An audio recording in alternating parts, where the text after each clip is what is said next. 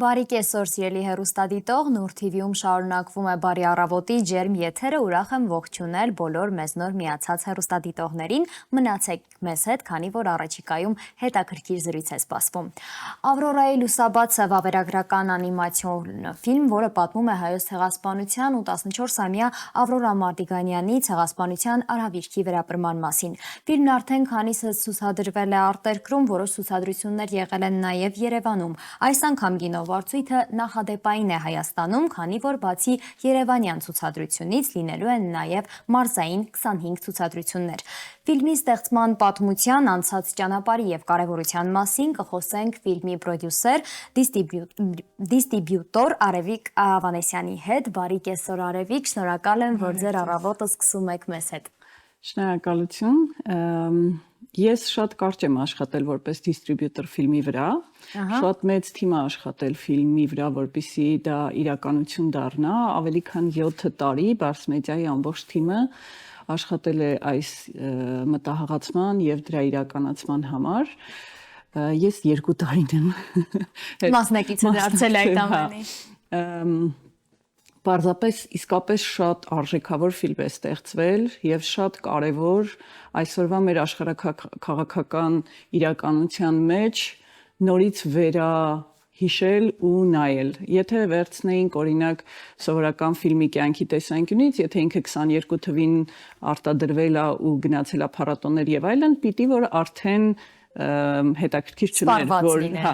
դիստրիբյուցիա անեիր, բայց քանի որ հետաքրքրությունը կա եւ ֆիլմը ցավոք սրտի Հայաստանում շատ քիչ է ցուցադրվել, հասկացանք, որ պետք է անպայման դրանով զբաղվել։ Հայաստանում քիչ է ցուցադրվելը ինչ պատճառ ունի։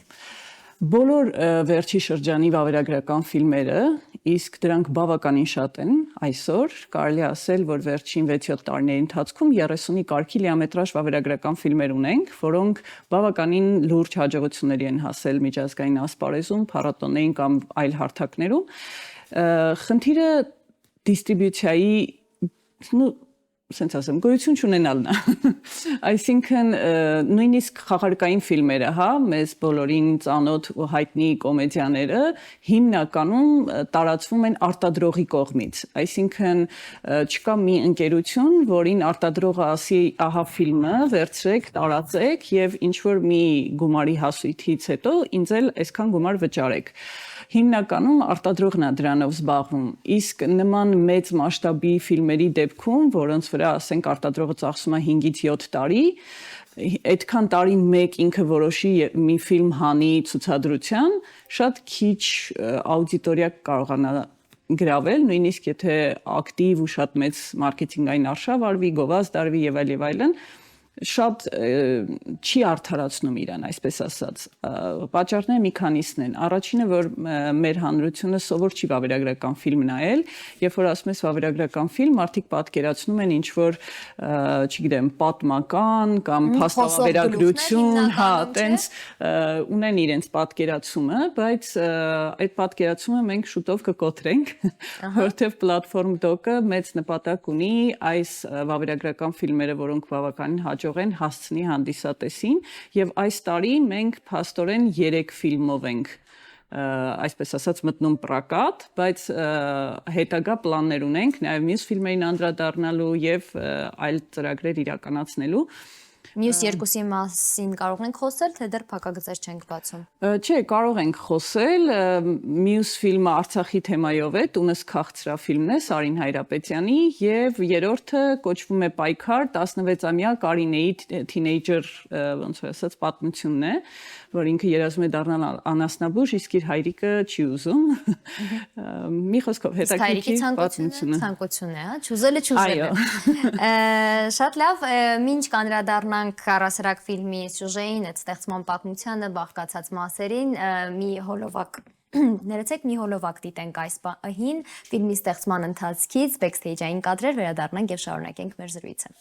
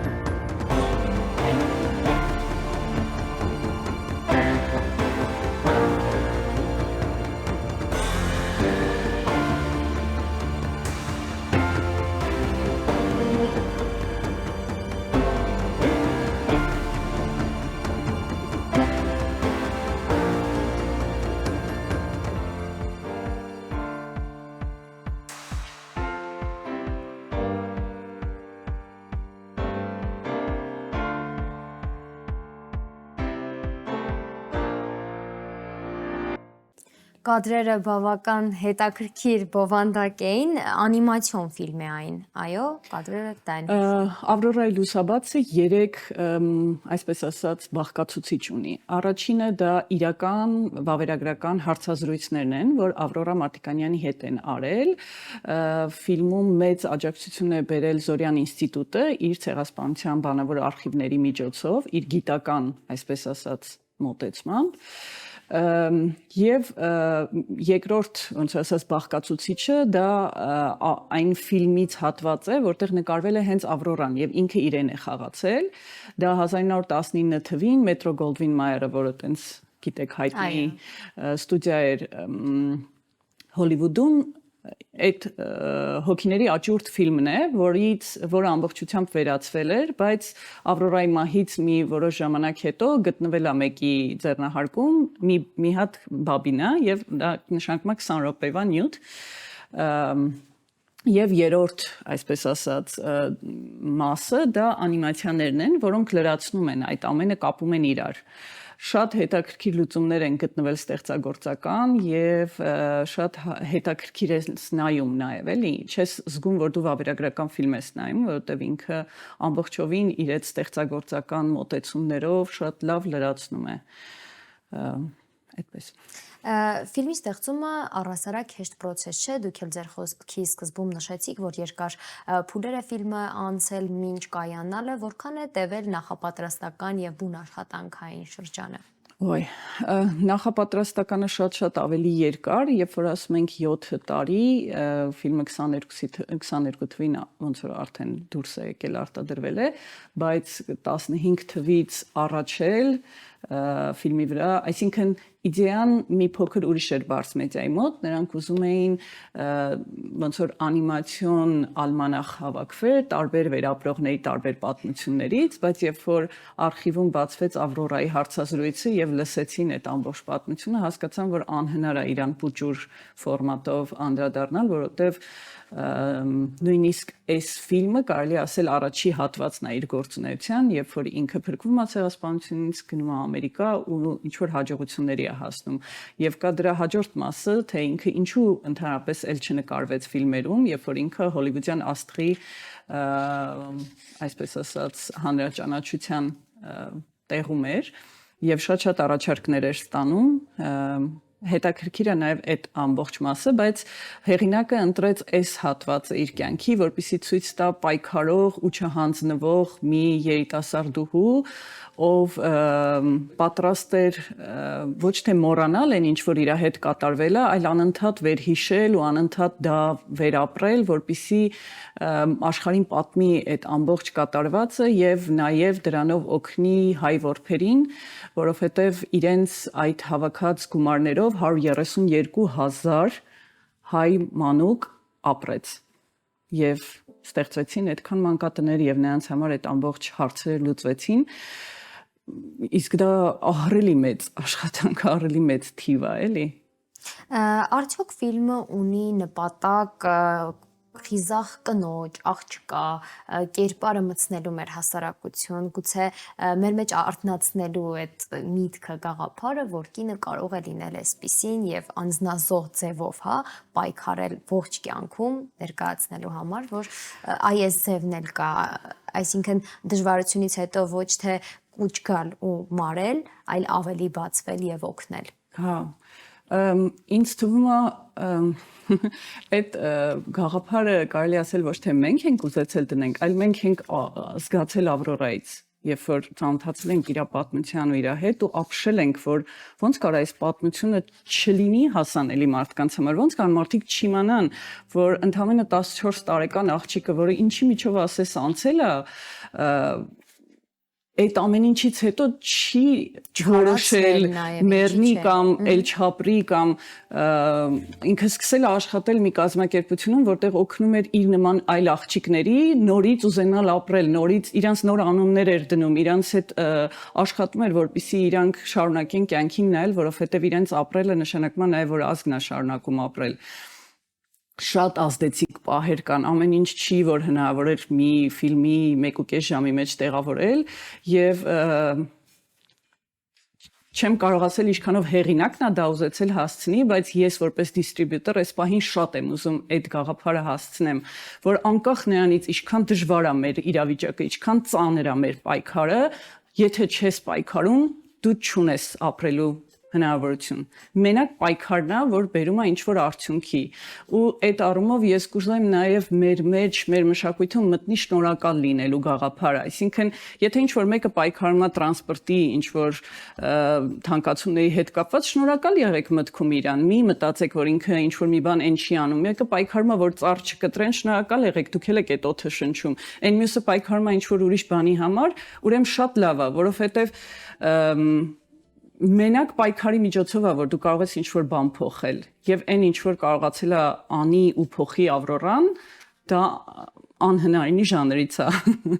թվում։ Բայց փաստորեն հնարավոր է։ Փաստորեն հնարավոր է։ Ինչու այս անգամ շեշտը դրվեց մասնավորապես մարզային ցուցադրությունների վրա։ Երևի, որովհետև Երևանում արդեն եղել է 2 անգամ ցուցադրություն, մի շաբաթով, հենց արտադրողն է, այսինքն Բարսմեդիան է նախաձեռնել կինոթատրոններում վարձույթի դուրս գալը, որովհետև այդ ժամանակ ֆիլմը նաև լիքը փառատոների էր մասնակցում, մրցանակներ էր ստացվում, Հայաստանից Օսկարի ներկայացուցիչ է եղավ 22 թվին։ Իդեպ առաջին անգամ որտեղ է ցուցադրվել ֆիլմը։ Ֆիլմի պրեմիերան եղել է Անսիի փառատոնում, որը անիմացիոն ամենահեղինակավոր փառատոնն է աշխարհում, եւ այդպես 80-ից ավել փառատոնի է մասնակցել, 20-ից ավել մրցանակ ունի, ընդ որում գերակշռող մեծամասնությունը մրցանակների դա հանդիսատեսի համակրանքն է։ Այսինքն տարբեր երկրներում, տարբեր ազգությունների մարդիկ նայել են այս պատմությունը ու ազդվել են ու զգացել են իր ուժը։ Եվ քվեարկել են կամ ինչ-որ ձևով դրան հասել է, որ մրցանակ տան, եւ ես կարծում եմ, այլ շուտ համոզված եմ, որ հայ հանդիսատեսը շատ կսիրի այս ֆիլմը։ Իհարկե, ինչ-որտեղ դժվար է նայել, որովհետեւ ցեղասպանության մասին է, բայց մյուս կողմից էլ մենք շատ-շատ ավելին գիտենք, քան ինչ-որ ֆիլմի մեջ ենք տեսնում, այսինքն շատ տանելի ու հեշտ է լինելու ինչ որտեղ նաև նայելը, որովհետև մանավանդ վերջում դու ուրիշ զգացողություն ես ունենում։ Ես նույնիսկ չգիտեմ երկրորդ ինչ այդպիսի ֆիլմ ունենք ցեղասպանության թեմայով, որտեղ պայքարող տեսակի մասին է, որտեղ հերոսը չի հանձնվում, շարունակում է պայքարել, ինչքան էլ իրան շարունակաբար, ասենք, չգիտեմ, բռնում են, տանում են հարեմ, ընդեղից փախնում է, տանում են զինվորականները,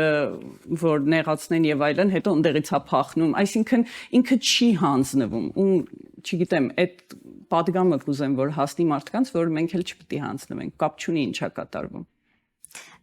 Շատ լավ, ինչ է կարծում այդ հանձնվելու մասով մեր օրերում կան ավրորաներ։ Միանշանակ կան ու ըստ երևույթին իրանք էլ ավրորայի նման իրենց անձնական պայքարն են տանում ու ոչ բոլորին է տեսանելի դա եւ այստեղ նաեւ կարեւորը թե մեդիա գործիչների աշխատանքը, որ գտնեն ու լուսաբանեն այդ մարդկանց պատմությունները հասարակության համար Եվ մենք նաև պլատֆորմ դոկով հիմա անցկացնում ենք, այսինքն հայտը բաց է, որ մարդիկ դիմեն աշխատարանին, վավերագրական ֆիլմերի գաղափարներ եթե ունեն մարդիկ, կարող են դիմել, եթե այդպիսի մարդկանց են գտել, իրենց մասին ֆիլմեր նկարեն, ինչու՞ չէ, նաև մեր սոցիալական տարբեր խնդիրների, գուցե հետաքրքիր կոմեդիկ ինչ-որ պատմություններ, որը նույնպես շատ հետաքրքիր ու հաճելի կլինի հայերի համար այս պահին ինչ-որ ուրախ պատմությունների անկախ շրջանից նույնիսկ նորորյա երիտասարդների չհանձնվելու տեսակը կարող է վավերագրվել։ Միանշանակ։ Հրաշալի հնարավորություն է կարծում եմ, այնպես որ բացվի թողեք այս առաջարկը, դիմեք պլատֆորմ դոկին եւ վավերագրական ֆիլմեր ստեղծեք արժեքավոր, որովհետեւ պլատֆորմ դոկը ապացուցում է, որ արժեքավոր վավերագրական ֆիլմեր, որոնք հետաքրքիր են, կարող են լինել։ Անդրադառնալով Ավրորային, Ավրորան արտասահմանյան շատ ցուցադրություններ է ունեցել, գիտեմ, որ ընդհուպ նաեւ Թուրքիայում է ցուցադրվել։ Մի փոքր խոսենք նաեւ դրանից։ Հա, այն հազվագյուտ ֆիլմերից է, որը ցուցադրվել է Թուրքիայում եւ դա ոչ թե բարձ մեդիայի ջանքերով է եղել, այսինքն իրենք չեն դիմել, փորձել, չգիտեմ, համոզել կամ ինչ-որ ձևով դրա վրա ազդել, այլ իրենք ունեն այդպիսի փառատոն մարդու իրավունքներին նվիրված փառատոններից եւ միաժամանակ ֆիլմը ցուցադրվել է 3 քաղաքում՝ Դիարբեքիրում, Անկարայում եւ Ստամբուլում։ Եվ շատ լավ արձագանքներ է ստացել, ինչը նույնպես շատ հետաքրքիր է հետևել։ Հետաքրքիր փաստ է, հովելի փաստ է ինչ առումով։ Այո, չգիտեմ, ինձ չեմ կարող պնդել, բայց ինձ թվում է դա հնարավոր է եղել այն պատճառով, թե ինչքան մեծ արձագանք է ինքը ունեցել միջազգային փառատոնների տեսանկյունից, Խաղաղօվկիանոսյան մրցանակաբաշխությանը ստացել է լավագույն անիմացիոն ֆիլմը, դա ոնց որ ասիական Օսկարը լինի, այսինքն ամբողջ այդ տարածաշրջանի ոնց որ գնահատանքն է ստացել ֆիլմը, եւ դա մեծ նվաճում է Եվ դա չէր կարող անտեսանելի մնալ տարածաշրջանի տեսանկյունից, էլի։ Օսկարի մասով ֆիլմը ունեցել է հնարավորություն, հա, Օսկարի մասնակցության։ Հայաստանի կողմից 23 թվականի լավագույն արտասահմանյան ֆիլմ անվանակարգում ներկայացված ֆիլմն է եղել։ Հրաշալի։ Խոսենք նաև առաջիկա ծրագրերից, թե Ավրորայի հետ կապված, արդյոք այս մարզային ցուցադրություններից հետո այլ անելիքներ արդեն պլանավորված են եւ պլատֆորմ դոկի առաջիկա ծրագրերը նաև քննարկենք, եթե կան այդպիսին, բացի ձեր նշած մյուս 2 ֆիլմերի ցուցադրությունը եւս։ Պլատֆորմ դոկը առաջացավ մի քանի վավերագրողներիս ոնց որ սրտացավության հետևանքով, որ ոլորտի խնդիրներին որոշակի արձագանք տանք եւ իր պտուղը այսօր այն է, որ ստեղծվում է վավերագրողների հայկական ասոցիացիա, որը շուտով, այսինքն նախատեսում ենք, որ ամռանը մեծ բացման ձևով չգիտեմ ոնց ասեմ, ի հայտ կգանք, այսպես ասած, եւ դրա հետ կապված մի շարք ծրագրեր ենք մշակում, ոլորտի հետ կապված, հայկական վավերագրական ֆիլմերի միջազգային հարթակներում ներկայացնելու հետ կապված գործընկերներ ունենք արդեն, որոնց հետ փորձում ենք զարգացնել հարաբերությունները եւ Իսկ դա թանկ համոզված եմ, հաճույք է։ իհարկե, ոչ մի բան անվճար չի լինում այս կյանքում։ Առայժմ մենք հիմնականում ներդնում ենք մեր ժամանակը, մեր ռեսուրսը եւ փորձում ենք ստեղծել հնարավորություններ, իսկ հետագա զարգացումներ հնարավոր կլինեն նաեւ ֆինանսների որոշակի հոսքի դեպքում այդ ամեն ինչով հիմա զբաղվում ենք։ Աստված առաջ հաջողվի այդ ամենը, լավ զարգացումներ կլինեն ոլորտում։ Մյուս կարևոր բանը դա աշխատարաններն են կամ նման ինչ-որ հարթակներ ստեղծելը, որտեղ վավերագրողները կարող են ներկայանալ, իրենց նախագծերը զարգացնել եւ այլն, եւ մյուս ոնց ասած կարևոր բանը դա ֆիլմերի տարածումն է, հանրայնացումն է։ Առայժմ սկսել ենք փոքր քանակով ոնց որ ասեցի, բայց նպատակ կա նաեւ ընդլայնելու, շատացնելու։ Մարզային ցուցադրությունների հետ կապված Ավրորան կհասցնի լինել հայաստանյան բոլոր մարզերում։ Հա, կարծում եմ, այսինքն նախատեսված է 25 ցուցադրություն մեծ եւ փոքր քաղաքներում, դրանից բացի ունենք մարզային 5 կինոթատրոններ, որտեղ էլի կլինեն ցուցադրություններ։ Այդպես առաջիկա մի 2 ամսվա կտրվածքով այդ ամբողջ ինֆորմացիան կամաց-կամաց կթարմացվի։ Հիմա մարտի 28-ին լինելու է Գյումրիում ցուցադրություն, ովքեր հետաքրքրված են, իրոք հրավիրում ենք, այո։ Երևանում ունենք տեղեկություն։ Երևանում ապրիլի 5-ին է լինելու ցուցադրությունը, արդեն դրված է եւ էլի շարունակական կլինի։ Կախված տոմսերի վաճառքից, ոնց որ կավելացնենք ցուցադրություններ, այո, հաջորդը կլինի Էջմիածնում եւ Վանաձորում, օրերը դեռ չեմ ուզում բարձրաձայնել, որովհետեւ ընթացիկ է, հա, հետո որ մարդիկ էլ չխառնեն առաջիկա, քանի որ 25 ցուցադրության օր ու ժամ որ ասենք, հաստատ ոչ մեկ չի։ Շատ լավ, շնորհակալ եմ բովանդակ զրույցի համար։ Սիրելի հեռուստադիտող, հիշեցնեմ, որ մեր տաղավարում զրուցում էինք Ավրորայի լուսաբացը վավերագրական անիմացիոն ֆիլմի պրոդյուսեր, դիստրիբյուտոր Արևիկ Ավանեսյանի հետ։